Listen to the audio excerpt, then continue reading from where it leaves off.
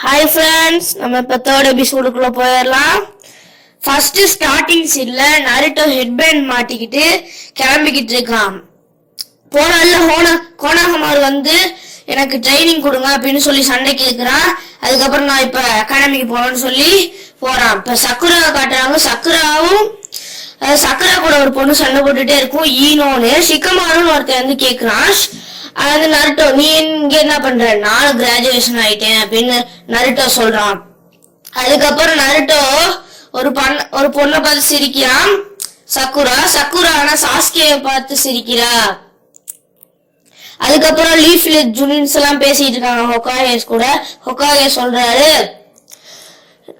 எல்லாரும் சேர்ந்து மூணு டீமுக்கு ஒருத்தர் லீடர் அந்த மாதிரி சொல்றாரு. இங்க ஒரு சாஸ்கே உச்சிகா இருக்கா அப்படின்னு சொல்றாங்க ஒரு ஜுனின். ஆமா அப்படின்னு நருட்டோ வந்து சாஸ்கே உச்சிகா கிட்ட பக்கத்துல போய் பாக்குறான்.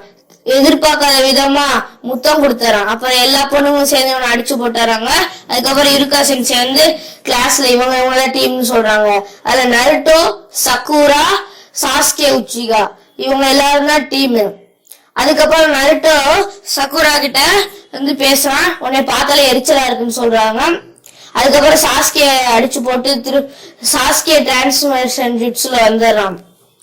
அதுக்கப்புறம் சக்குரா கூட உட்காந்து பேசிக்கிட்டு இருக்கான்.